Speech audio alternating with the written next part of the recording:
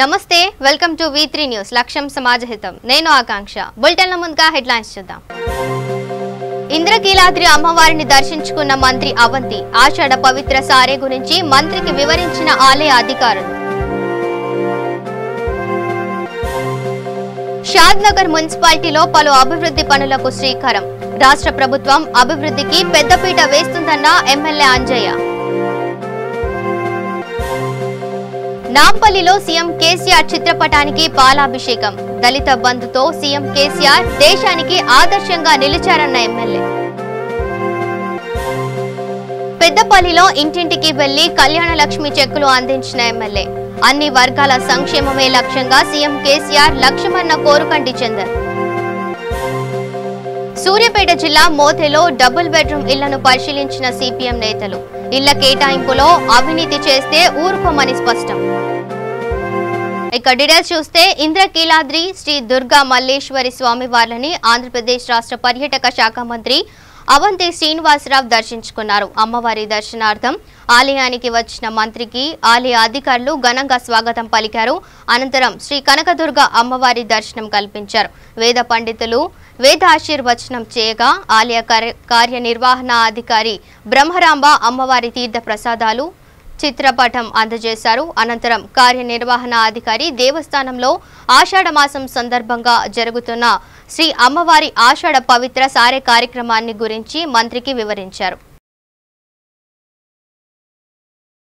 ఇక షాద్నగర్ పట్టణ మున్సిపాలిటీ అభివృద్ధికి ప్రభుత్వం అన్ని విధాల చర్యలు తీసుకుంటుందని ఒక ఆదర్శవంతమైన పట్టణంగా తీర్చిదిద్దుతామని షాద్నగర్ ఎమ్మెల్యే అంజయ్య యాదవ్ అన్నారు రంగారెడ్డి జిల్లా షాద్నగర్ మున్సిపల్ పట్టణంలోని 5వ వార్డులో 1,50,00,000 రూపాయల నిధులతో అండర్ గ్రౌండ్ డ్రైనేజీ పనులకు ఆయన శంకుస్థాపన చేశారు అదేవిధంగా 1వ వార్డులో ఇటీవలే మృతి చెందిన రైతు తమ్మగొండ వెంకటేశం కుటుంబీకులను పరామర్శించారు 5 లక్షల రైతు బీమా ప్రొసీడింగ్ ఉత్తర్వులు అందజేశారు అనంతరం ఆయన మాట్లాడుతూ రాష్ట్ర ప్రభుత్వం పట్టణ ప్రజల అభివృద్ధికి పెద్ద ఎత్తున నిధులు మంజూరు చేస్తుందని తెలిపారు హరితహారంలో భాగంగా ప్రతి ఇంటి పరిసరాలలో ప్రజలు మొక్కలు నాటుకోవాలని సూచించారు ఈ కార్యక్రమంలో ZP vice chairman Eeta Ganesh Mudiraj chairman Narender vice chairman Natarajan కౌన్సిలర్లు వెంకటాద్రి రెడ్డి తదితరులు పాల్గొన్నారు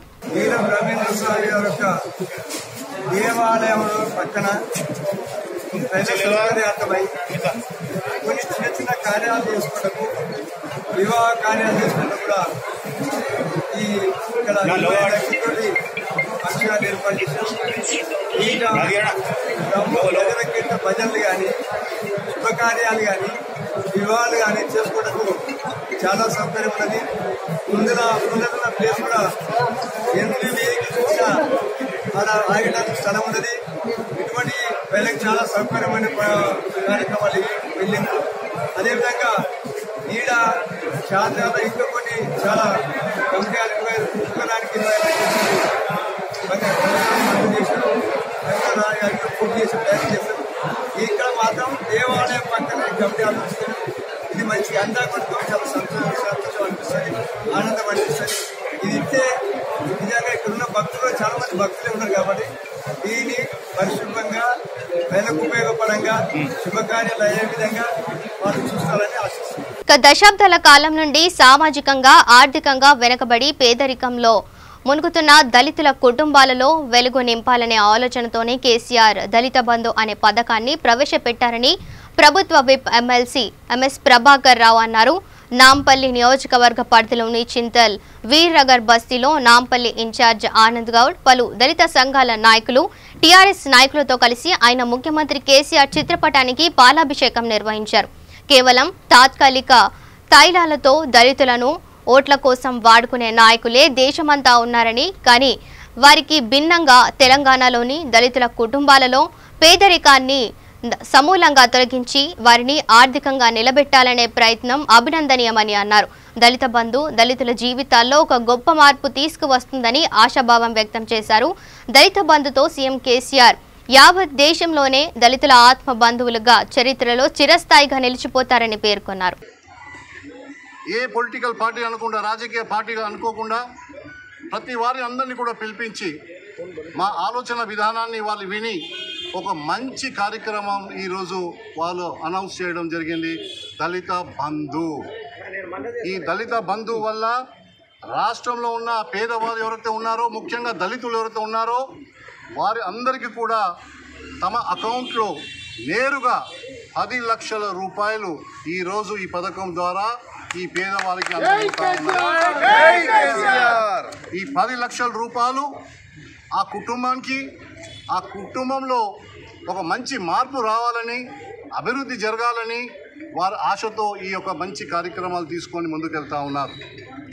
మనం చూసాము, స్వాతంత్రం వచ్చి 70 సంవత్సరాలు అయినప్పటికీ ఈ వర్గానికి గత ప్రభుత్వాలు కూడా చేసినాయి, కానీ నామమాత్రమే చేసినాయి. వాళ్ళ బతుకులో ఎలాంటి మార్పులు కనిపించలేదు. కానీ ఈరోజు ఈ పథకం ద్వారా ముఖ్యమంత్రి గారి యొక్క చిత్తశుద్ధితో వల్ల, ముఖ్యమంత్రి గారి ఆలోచన విధానం వల్ల ఖచ్చితంగా రాబోయే రోజుల్లో దళిత కుటుంబంలో ఎంతో మార్పు కాబోతూ ఉన్నాయి. ఆ కుటుంబం అంతా కూడా, జీవితం అంతా కూడా సంతోషంగా కనిపించే విధంగా ఈరోజు అడుగులు ఇస్తూ ఉన్నాం. దీనికి దళిత సమాజం అంతా కూడా ముఖ్యమంత్రి గారికి రుణపడి ఉంటాం. ఎందుకంటే ఇది ఒక మంచి కార్యక్రమం. 10 లక్షల రూపాయలు ఆ కుటుంబానికి, మళ్ళీ తిరిగి ఒక్క పైసా కూడా ప్రభుత్వానికి ఇచ్చే అవసరం లేదు. దీంట్లో ఇంకోటి గొప్పతనం ఏంటంటే, ఈ 10 లక్షల రూపాయలు ఎవరైతే లబ్ధిదారులు ఉన్నారో వాళ్ళే స్వయంగా వారంతా వారే నిర్ణయం తీసుకునే విధంగా, ఏ కార్యక్రమం వాళ్ళకి ఏ విధంగా అయితే వాళ్ళకు దాంట్లో అనుభవం ఉందో, కిరాణా షాప్ కానివ్వండి, సపోజ్ మీకు కిరాణా షాప్కి అనుభవం ఉంటే కిరాణా షాప్ పెట్టుకోవచ్చు, మీకు ట్రాక్టర్ కొనుక్కోవాలనుకుంటే ట్రాక్టర్ కొనుక్కోవచ్చు, ఇంకా ఏదైనా మీకు దాంట్లో ఏదైతే మీకు రుచి దాంట్లో ఉందో, దాంట్లో ఏదైతే అనుభవం ఉందో ఆ స్వేచ్ఛ అంతా కూడా ఈ స్కీమ్ ద్వారా ఈరోజు దళితులకు ఆ లాభం అవుతూ ఉంది. కాబట్టి ఇది ఒక గొప్ప కార్యక్రమం. దేశంలో ఎక్కడ లేని విధంగా మొట్టమొదటిసారి ముఖ్యమంత్రి గారు తీసుకున్న నిర్ణయానికి ఈరోజు దళిత సమాజం అంతా కూడా రుణపడి ఉంటుంది. ఈరోజు ముఖ్యంగా వీర్ నగర్ కార్యక్రమం ఈరోజు ఇక్కడ నుంచి మొదలు పెట్టాం. నాంపల్లి అసెంబ్లీ కాన్స్టిట్యున్సీలో చాలా పెద్ద ఎత్తున దళిత బస్తీలు ఉన్నాయి. 90% పైన ఉన్న ఈ వీర్ నగర్ బస్తీ, నాతో పాటు వీర్ నగర్ బస్తీ పెద్దవాళ్ళు ఉన్నారు, మహిళలు ఉన్నారు, యువకులు అందరూ ఉన్నారు. వాళ్ళలో ఒక మంచి ఉత్సవం కనిపిస్తూ ఉంది. వాళ్ళు ఒక నమ్మకంతో ముందుకు వస్తూ ఉన్నారు. వాళ్ళే చెప్తా ఉన్నారు, అయ్యా కేసీఆర్ గారు 100 ఏళ్ళ దాకా మీరు చల్లగా బతకాలి, మీరు బాగుంటే సమాజం బాగుంటుంది, మీరు బాగుంటే మా దళితుల యొక్క భవిష్యత్తు బాగుంటుందని చెప్పి ఈరోజు వాళ్ళంతా వాళ్ళే చెప్తా ఉన్నారు. కాబట్టి ఖచ్చితంగా ఈ ప్రోగ్రాంలో అందరూ పాల్పంచుకోవాలి. దీంట్లో ఎలాంటి రాజకీయం లేదు. ప్రతి వారు ఎవరైతే పేదవాడు ఉన్నాడో వాళ్ళకు లాభమయ్యే విధంగా ఈ యొక్క చక్కటి కార్యక్రమం తీసుకొని ముందుకెళ్తా ఉన్నాం. కాబట్టి నేను ఇక్కడ ఉన్న వాళ్ళందరితో, తెలంగాణలో ఉన్న దళిత కుటుంబాలు అందరి తరఫున ప్రత్యేకంగా నేను మా ముఖ్యమంత్రి గారికి ధన్యవాదాలు తెలుపుకుంటూ సెలవు తీసుకుంటున్నాను. జై తెలంగాణ. ఇక అన్ని వర్గాల సంక్షేమమే లక్ష్యంగా సీఎం కేసీఆర్ లక్ష్యమని రామగుండం ఎమ్మెల్యే కోరుకంటి చందర్ అన్నారు.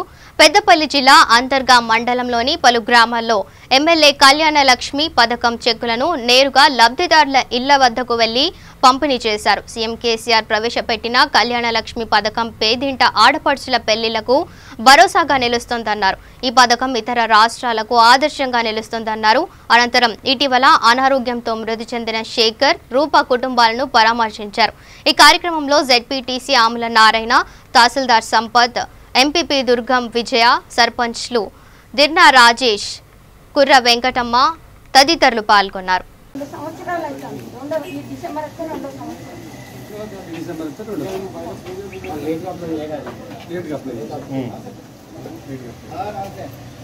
₹1,116 కళ్యాణ లక్ష్మిది సీఎం గారు కేసీఆర్ గారు సారు ₹1,00,000 పంపిణీ చెక్ ఇవ్వడానికే వచ్చిన ప్రత్యేకంగా. ఇంకేమైనా సమస్యలు ఏమైనా బాధలు ఉంటే చెప్పండి.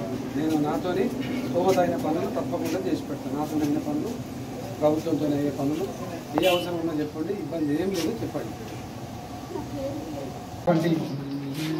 నిరుపేదలైనటువంటి వారు ఆడపిల్ల పెళ్లి చేసినప్పుడు గౌరవ ముఖ్యమంత్రి కేసీఆర్ గారు భారతదేశంలో ఉన్నటువంటి అన్ని రాష్ట్రాల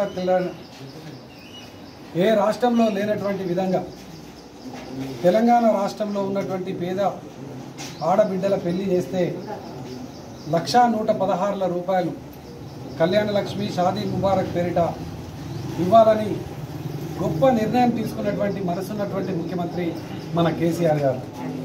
అందుకే కేసీఆర్ గారిని మా పేదోళ్ళ దేవుడు అని ఇలా పేద ప్రజలందరూ కూడా ఒక దేవునిలాగా ఇంట్లో ఫోటో పెట్టుకొని ప్రార్థనలు చేస్తున్నటువంటి పరిస్థితి. ఇలా మేము ప్రత్యేకంగా మన రామగుండం నియోజకవర్గంలో ఈ యొక్క పేద ప్రజలకు గౌరవ ముఖ్యమంత్రి కేసీఆర్ గారు ఇస్తున్నటువంటి కళ్యాణ లక్ష్మి పథకం చెక్కులను ఇంటింటికి వెళ్ళి ఆ యొక్క ఇంట్లో ఉన్నటువంటి పరిస్థితులను పూర్తిగా వారితో మాట్లాడి వాళ్ళు ప్రత్యక్షంగా ఆ చెక్కులను అందజేసి వాళ్ళతోని మాట్లాడడం జరుగుతుంది. వాళ్ళతోని మాట్లాడినప్పుడు వాళ్ళని కలిసినప్పుడు నిజంగా వాళ్ళ కళ్ళల్లో ఆనంద బాష్పాలు చూస్తే నిజంగా మాకు చాలా సంతోషం అనిపిస్తూ ఉన్నది. ఏ ముఖ్యమంత్రి చేయనటువంటి విధంగా, ఏ పార్టీలు చేయనటువంటి విధంగా స్వాతంత్రం వచ్చిన నుంచి వెళ్ళి ఇప్పటి వరకు పేద ప్రజల కోసం ఆలోచన చేసినటువంటి నాయకుడు ముఖ్యమంత్రి ఎవరు లేరు. ఇలా గౌరవ ముఖ్యమంత్రి కేసీఆర్ గారు మాత్రమే తెలంగాణ ప్రాంతంలో ఉన్నటువంటి ఆత్మహత్యలు కానీ ఆకలి చావులు కానీ లేకుండా చేయాలని ఆసరా పెన్షన్లను ప్రవేశపెట్టి ప్రతి ఒక్క తల్లికి 2000 రూపాయలను ఇస్తున్నటువంటి దేవుడు కేసీఆర్ గారు. అదేవిధంగా ఈరోజు తెలంగాణ ప్రభుత్వం ఆర్థిక సంక్షోభంలో ఉన్నా కూడా కరోనా వచ్చి అన్ని రాష్ట్రాలలో సంక్షేమ పథకాలన్నీ కూడా ఆగిపోయినాయి. కానీ ముఖ్యమంత్రి కేసీఆర్ గారు మాత్రం ఈ యొక్క సంక్షోభ సమయంలో కూడా సంక్షేమ పథకాలను ఎక్కడ కూడా ఆపకుండా అందరికీ కూడా ఈ యొక్క పథకాలను లబ్ధిదారులకు అందరికీ కూడా అండగా నిలుస్తున్నటువంటి భరోసానిస్తున్నటువంటి గౌరవ ముఖ్యమంత్రి కేసీఆర్ గారికి ఈ యొక్క సందర్భంగా రామగుండం నియోజకవర్గ పేదల పక్షాన గరీబోళ్ల పక్షాన హృదయపూర్వకమైనటువంటి కృతజ్ఞతలు తెలియజేస్తా ఉన్నాం. అర్హులైన వారందరికీ ఎలాంటి రాజకీయ జోక్యం లేకుండా డబుల్ బెడ్రూమ్ ఇండ్లను మంజూరు చేయాలని సిపిఎం సూర్యాపేట జిల్లా కమిటీ సభ్యులు మట్టిపల్లి సైదులు అన్నారు. వివిధ గ్రామాల్లో నిర్మించిన డబుల్ బెడ్రూమ్ ఇళ్ల కేటాయింపు కోసం దరఖాస్తులు చేసుకున్న లబ్ధిదారుల వివరాలపై విచారణ నిర్వహించి అర్హులకు ఇల్లు అందించాలని డిమాండ్ చేశారు. సిపిఎం మోతే మండల కమిటీ ఆధ్వర్యంలో ఆయన పలు గ్రామాల్లో నిర్మాణంలో ఉన్న ఇళ్లను పరిశీలించారు. ఈ సందర్భంగా ఆయన మాట్లాడుతూ అర్హులను గాలికి వదిలేసి రాజకీయ కోణంలో అర్హులకు ఇల్లు ఇస్తున్నారని అధికారులు ప్రభుత్వం అవినీతికి పాల్పడితే పెద్ద ఎత్తున ఆందోళన చేస్తామని హెచ్చరించారు. అదేవిధంగా ఇళ్లలో అన్ని సౌకర్యాలు కలిగించి ఇబ్బందులు లేకుండా చూడాలని అన్నారు. మోతే మండలంలో ఇళ్ల నిర్మాణంపై కేటాయింపుపై ఎమ్మెల్యే బొల్ల మల్లయ్య యాదవ్ కలుగజేసుకొని అర్హులైన పేదలందరికీ డబుల్ బెడ్రూమ్ ఇళ్లను మంజూరు చేయాలని డిమాండ్ చేశారు. సూర్యాపేట జిల్లా మోతే మండలం వివలాపురం నాగయ్యగూడెం 2 గ్రామ పంచాయతీలకు సంబంధించినటువంటి డబుల్ బెడ్రూమ్ ఇళ్లను తెలంగాణ ప్రభుత్వం ఇక్కడ దాదాపు 40 ఇళ్లను నిర్మించేటువంటి పరిస్థితి. ఈ నిర్మించిన ఇళ్ళు కూడా దాదాపు మొత్తం కూడా పూర్తయినటువంటి పరిస్థితి. పూర్తయి కూడా దాదాపు 1-2 సంవత్సరాలు కావస్తున్నది. అయినప్పటికీ కూడా ఇంతవరకు కూడా అధికారులు కానీ ప్రభుత్వం కానీ ఇక్కడ ఉన్నటువంటి ఎమ్మెల్యే కానీ మంత్రి కానీ కనీసం ఇక్కడ పూర్తయిన ఇళ్ళని కూడా ఇంతవరకు ఒక లబ్ధిదారుని గుర్తించి ప్రారంభించినటువంటి పాపాన పోలేదు. మరి ఇక్కడ మొత్తం కూడా డబుల్ బెడ్ ఇల్లు కట్టించారు, మొత్తం తలుపులు పిడిచేసారు, కిటికీలు పిడిచేసారు, మొత్తం పిడిచేసారు తప్ప ఇక్కడ లబ్ధిదారు గుర్తించకపోవడంతో మొత్తం కూడా ఇల్లు మొత్తం శిథిలావస్థకు చేరుకున్నటువంటి పరిస్థితి. మొత్తం కూడా తలుపులు కానీ కిటికీలు కూడా మొత్తం షదలు బట్టి ఇరుగుతున్నటువంటి పరిస్థితి కూడా ఉన్నది. కానీ ఇంతవరకు ఇప్పటికీ మొత్తం పూర్తయింది. కానీ ఇక్కడ కనీసం కరెంటు కానీ మంచినీళ్ళు కానీ ఎలాంటివి కూడా కనీస సౌకర్యాలైనటువంటి మంచినీళ్ళు కానీ కరెంటు కానీ లేనటువంటి పరిస్థితి. మొత్తం కూడా రోడ్లు లేవు, సీసీ రోడ్లు లేవు, మొత్తం చెత్త చెదారం పిచ్చి చెట్టు మొత్తం కూడా పెరిగి మొత్తం కూడా ఘోరంగా ఉన్నటువంటి పరిస్థితి. చాలామంది ఈ గ్రామంలో ఈ ఇవలాపురం కానీ నాగయ్యగూడెం సంబంధించినటువంటి 2 గ్రామాలకు సంబంధించినటువంటి అనేక మంది పేదలు మరి ఇల్లు లేక చాలా ఇబ్బంది పడుతున్నారు. ఒకే ఇంట్లో 3-4 ఈరోజు నివాసం ఉంటున్నటువంటి పరిస్థితి. ఇటీవల కాలంలో వర్షాలు వచ్చినప్పుడు చాలా ఇండ్లు కూడా కూలిపోయినటువంటి పరిస్థితి. వాన వస్తే వలవల, గాలి వస్తే గలగల అని చెప్పేసి అనే ఇంట్లో చాలామంది మగ్గుతున్నటువంటి పరిస్థితి. అయినప్పటికీ ఇక్కడ ఎమ్మెల్యేకు కనీసం చిత్తశుద్ధి లేదు. ఈరోజు ఎన్నికల ముందు చాలాసార్లు వాగ్దానం చేసిండు, ఊరూరు తిరుగుతుండు, గొప్పగా మరి ఈరోజు మరి తిరుగుతుండు, బాగా ఈ నియోజకవర్గాన్ని అభివృద్ధి చేస్తానని చెప్పేసి ఎమ్మెల్యే గొప్పలు చెప్తున్నాడు. కానీ గొప్పలు కావు ఎమ్మెల్యే గారు. ఖచ్చితంగా ఈ ఇల్లు పూర్తయినాయి. మొత్తం కూడా కోట్లాది రూపాయలు వెచ్చించి, ప్రజాధనాన్ని వెచ్చించి ఇక్కడ ఇల్లు నిర్మించారు. కానీ మీరు ఎందుకు ప్రారంభించట్లేదని చెప్పేసి మేము సిపిఎం పార్టీగా ప్రశ్నిస్తున్నాం. తక్షణమే ఎమ్మెల్యే గారు ఎమ్మటే జోక్యం చేసుకొని లబ్ధిదారుని గుర్తించి ఈ ఎక్కడున్నటువంటి కనీస సౌకర్యాలు ఏదైతే సౌకర్యాలను కూడా పరిష్కారం చేసి వెంటనే నెల రోజుల్లోగా ఈ డబల్ బెడ్రూమ్ ఇళ్ళని పూర్తి చేసి ఎవరైతే లబ్ధిదారు గుర్తించి ప్రారంభం చేస్తారో చేయరో, లేకపోతే నెల రోజుల తర్వాత ఖచ్చితంగా ఆగస్టు 17వ తారీఖు నాడు ఖచ్చితంగా ఈ గ్రామంలో ఉన్నటువంటి దళితులు, పేదలు, వ్యవసాయ కార్మికులు అందరూ కూడా కదిలించి సిపిఎం పార్టీ ఆధ్వర్యంలోనే సామూహికంగా ఇళ్లలోకి ప్రవేశం చేస్తామని చెప్పేసి హెచ్చరిస్తున్నాం. ఖచ్చితంగా ఎమ్మెల్యే గారికి చిత్తశుద్ధి ఉంటే వెంటనే వీళ్ళని ప్రారంభించాలి. ఇళ్ళని ప్రారంభిస్తారా లేకపోతే ఊరుకుంటారా? ఖచ్చితంగా సిపిఎం పార్టీగా మాత్రం ఖచ్చితంగా ఈ ఇళ్ళని ప్రారంభిస్తామని చెప్పేసి ఈ సందర్భంగా హెచ్చరిక చేస్తున్నాం. ఇక విశాఖ జిల్లా నర్సీపట్నంలోని ఉత్తర వాహిని శ్రీ వీర వెంకట సత్యనారాయణ స్వామివారి ఆలయంలో తొలి ఏకాదశి సందర్భంగా ప్రత్యేక సామూహిక వ్రతాలు నిర్వహించారు. భక్తులు అధిక సంఖ్యలో ఈ పూజా కార్యక్రమాల్లో పాల్గొని వ్రతం ఆచరించారు. ఆలయ అర్చకులు కోవిడ్ నిబంధనలను పాటిస్తూ వ్రతాలు కొనసాగించారు. తొలి ఏకాదశి నాడు శ్రీ వీర వెంకట సత్యనారాయణ స్వామి దేవాలయంలో కోవిడ్ నిబంధనలను పాటిస్తూ స్వామివారి సామూహిక వ్రతాలు నిర్వహించినట్లు ఆలయ అర్చకులు రామం తెలిపారు.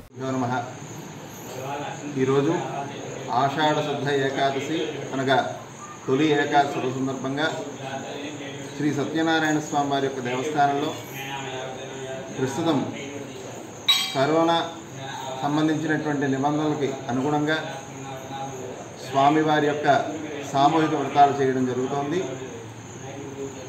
ఎందుకంటే చాలా కాలమైన దాదాపు 1 సంవత్సరం దాటి మనం ఇక్కడ కార్యక్రమాలు చేయడం లేదు. కానీ కొద్దిగా అవకాశం వచ్చింది. స్వామివారి అనుగ్రహం కొరకు చాలామంది భక్తులు అడుగుతూ ఉండడం వలన ఈ రోజున ప్రత్యేకంగా శ్రీ సత్యనారాయణ స్వామి వారి యొక్క వ్రతాలు ప్రారంభించడం జరిగింది. ఇదే విధంగా ప్రతి శుద్ధ ఏకాదశి నాడు సామూహికంగా వ్రతాలు చేయాలని చెప్పి తలపెట్టాం. శ్రీ సత్యనారాయణ స్వామి వారి యొక్క అనుగ్రహం ఎటువంటిదంటే కోరుకున్నటువంటి కోరికలన్నీ కూడా సత్యముగా నెరవేరుస్తారు. కాబట్టి శ్రీ స్వామివారిని సత్యనారాయణ స్వామి వారిని పిలుస్తూ ఉంటారు. అదేవిధంగా మనం చేసేటటువంటి ఈ కార్యక్రమం అంతా కూడా అత్యంత నిష్ఠగా సాంప్రదాయంగా అదేవిధంగా కరోనా నిబంధనలకు అనుగుణంగా జరుగుతోంది. కాబట్టి భక్తులందరూ కూడా తప్పనిసరిగా మాస్కును ధరించి వారు స్వామివారి యొక్క దర్శనం చేయాలని చెప్పి మనస్ఫూర్తిగా కోరుకుంటున్నాం. స్వస్తి సర్వే జనా సుఖినో భవంతు. విశాఖపట్నం నగరంలోని జగన్నాథ స్వామి ఆలయంలో రథోత్సవం అంగరంగ వైభవంగా జరిగింది. స్వామివారి ఉత్సవాల్లో భాగంగా 9వ రోజు రథోత్సవం నిర్వహించారు. భక్తులు పెద్ద సంఖ్యలో ఈ కార్యక్రమంలో పాల్గొన్నారు. విశాఖ నగర మేయర్ హరివెంకట కుమారి స్వామివారిని దర్శించుకున్నారు. ఆలయ మర్యాదలతో ఈవో రాజగోపాల్ రెడ్డి మేయర్కి స్వాగతం పలికారు. ఇక సూర్యాపేట జిల్లా ప్రభుత్వ ఆసుపత్రి ఎదుట ప్రజలు వ్యాక్సిన్ కోసం ఆందోళన చేపట్టారు. ఆసుపత్రిలో గత వారం రోజులుగా కరోనా వ్యాక్సిన్ పంపిణీ నిలిపివేయడంతో వివిధ గ్రామాల నుండి వ్యాక్సిన్ కోసం వచ్చిన బాధితులు ఆందోళన వ్యక్తం చేస్తున్నారు. వ్యాక్సినేషన్ కోసం వస్తే కాళ్ళు అరిగేలా తిప్పించుకుంటున్నారని, రికమెండేషన్ ఉన్నవారికి మాత్రమే వ్యాక్సిన్ వేస్తున్నారని బాధితులు ఆరోపించారు. వెంటనే వైద్య ఆరోగ్య శాఖ అధికారులు స్పందించి వ్యాక్సిన్ ఇవ్వాలని డిమాండ్ చేశారు. సూర్యాపేట జిల్లా గవర్నమెంట్ హాస్పిటల్ అండి. మేము వ్యాక్సిన్ వేసుకోవడానికి వచ్చినాం. వ్యాక్సిన్ వేసుకోవడానికి వచ్చి ఇప్పుడు 3 రోజులు అని 4 రోజులు అని తిరుగుతున్నా కూడా వ్యాక్సిన్ వేయటాలేదు. కొంతమంది వాళ్ళకి అనుకూలంగా ఉన్న వాళ్ళకే వేస్తున్నారు, అనుకూలంగా లేని వాళ్ళకేమో ఇవాళ లేదని పొమ్మని చెప్తున్నారు. వాళ్ళు ప్రైవేట్గా అమ్ముకుంటున్నారు, గవర్నమెంట్ హాస్పిటల్ దొరకటా లేదంటున్నారు. ప్రతి మండల ఆఫీసులలో హాస్పిటల్లో పోయినా కూడా అక్కడ లేదండి, జిల్లా హెడ్క్వార్టర్ జిల్లా హెడ్క్వార్టర్కి వచ్చినా ఇక్కడ కూడా లేదంటారు. ఈ ప్రజలు ఏం కావాలి? కరోనా వచ్చి అంతమంది తెచ్చారు, సాగు ఉన్న వాళ్ళకి ఇలా కూడా ఇంటికి వేయటాలేదు. ఈ ప్రజలు ఏం చేసుకుంటారు? మరి వాళ్ళు మందులు అమ్ముకుంటారా ఏందని ఈ డాక్టర్ల నిర్లక్ష్యం వల్ల ఇది జరుగుతున్నది. ఈ ప్రజలకు తెలియజేయాలి, గవర్నమెంట్కి తెలియజేయాలని మేము తెలియజేస్తున్నాం. రికమెండేషన్ ఉన్న వాళ్ళకే ఇస్తారు, వాళ్ళ రికమెండేషన్ తోనే ఉన్న వాళ్ళకి వేస్తారు. మిగతా వచ్చిన ప్రజలందరూ రోజు తిరిగిపోవడం. పొద్దున 6 గంటలకు వచ్చి 10 గంటల దాకా ఇక్కడ వెయిట్ చేసి జనం ఇసుకొచ్చి ఇట్లా ధర్నా చేస్తారు సార్. అయినా వాళ్ళకి పట్టింపు లేదు. ఈ ప్రభుత్వం నిర్లక్ష్యం, ఇక్కడ పట్టించుకునే వాళ్ళు లేరు. ఆయన ఫోన్ చేసినా కూడా ఇక్కడ గొడవ రానుకోండి, రోజు రానుకోని ఇది చెప్పాలి. రమ్మని చెప్పి ఫోన్ చేసి సిటీకి ఫోన్ చేసి కూడా రాను ఇంటికి వచ్చి పని ఏం చేయమలా. ఫోన్ ఆటకు ఉందా రాను ఆటకు ఎటు కావాలి, ఇటు వచ్చా ఇటు కావాలా, అటు కావాలన్నాడా, ఇటు కావాలన్నాడా.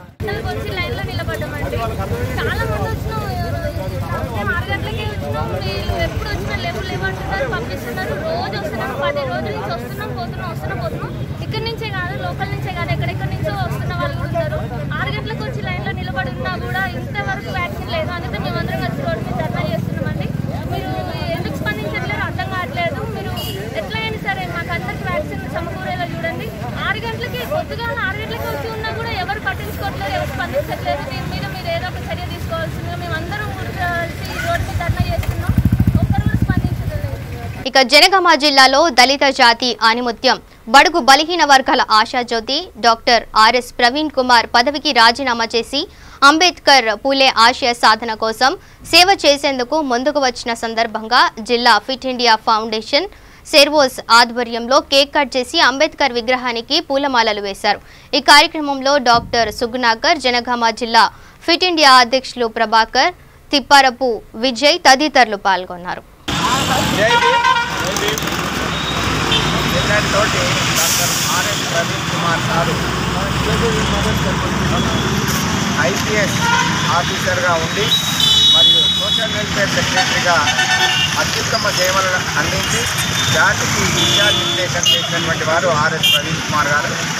ఈరోజు వారు స్వచ్ఛందంగా పదవి విరమణ చేసి మరి అంబేద్కర్ పాటలో ప్రయాణించడానికి యొక్క పీఠం అనేది అడ్డున్నదని చెప్పి ఆ యొక్క అడ్డుగోడలను తీర్చుకొని దేశానికి ఒక దిక్సూచిగా వారు ముందుకు రావాలని కోరుకుంటూ వారు తీసుకున్న ప్రతి నిర్ణయానికి కూడా దళిత సంఘాలన్నీ కూడా సాల్వెంటే ఉంటాయని తెలుపుతూ చైతన్యం తెలుపుతూ వారు ఒక దేశానికి ఒక దిక్సూచి మరో అంబేద్కర్గా ఆవిర్భవించాలని కోరుకుంటూ నాకు సర్వస్ అందరికీ కూడా జై భీమ్. దళిత జాతి ఆనిముత్యము, బడుగు బలహీన వర్గాల ఆశాకిరణము, అలాగే పేద బడుగు బలహీన వర్గాల కోసము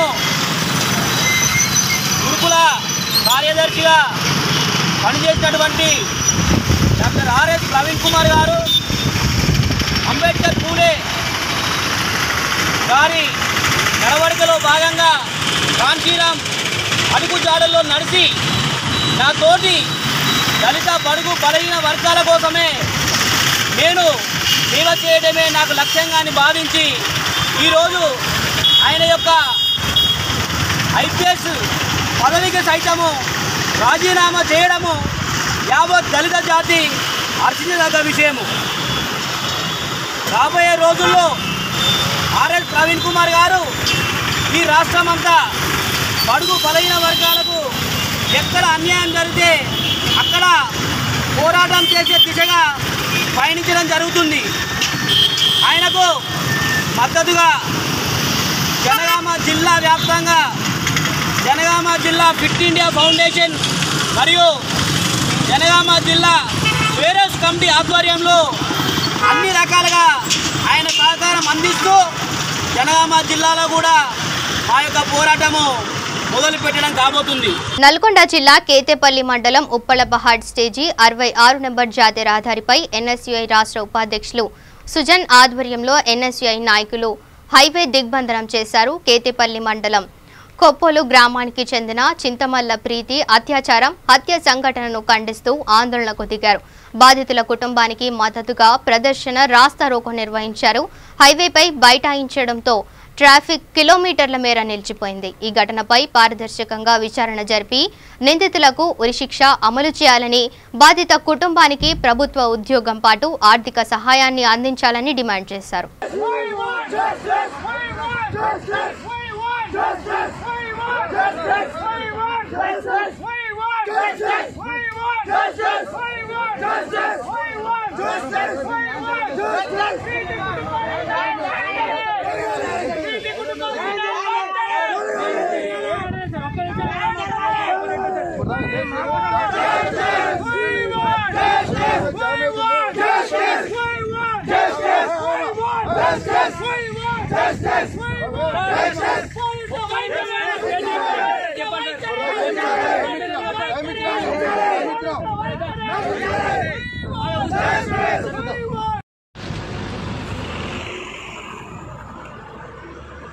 ఇక బులెటిన్ ముగించే ముందు హెడ్లైన్స్ మరోసారి చూద్దాం. ఇంద్రకీలాద్రి అమ్మవారిని దర్శించుకున్న మంత్రి అవంతి ఆషాఢ పవిత్ర సారే గురించి మంత్రికి వివరించిన ఆలయ అధికారులు. షాద్నగర్ మున్సిపాలిటీలో పలు అభివృద్ధి పనులకు శ్రీకారం. రాష్ట్ర ప్రభుత్వం అభివృద్ధికి పెద్దపీట వేస్తుందన్న ఎమ్మెల్యే అంజయ్య. నాంపల్లిలో సీఎం కేసీఆర్ చిత్రపటానికి పాలాభిషేకం. దళిత బంధుతో సీఎం కేసీఆర్ దేశానికి ఆదర్శంగా నిలిచారన్న ఎమ్మెల్యే. పెద్దపల్లిలో ఇంటింటికి వెళ్లి కళ్యాణ లక్ష్మి చెక్కులు అందించిన ఎమ్మెల్యే. అన్ని వర్గాల సంక్షేమమే లక్ష్యంగా సీఎం కేసీఆర్ లక్ష్యమన్న కోరుకంటి చందర్. సూర్యాపేట జిల్లా మోతెలో డబుల్ బెడ్రూమ్ ఇళ్లను పరిశీలించిన సిపిఎం నేతలు. ఇళ్ల కేటాయింపులో అవినీతి చేస్తే ఊరుకోమని స్పష్టం. ఇవి bulletin updates. Keep watching V3 news. లక్ష్యం సమాజహితం.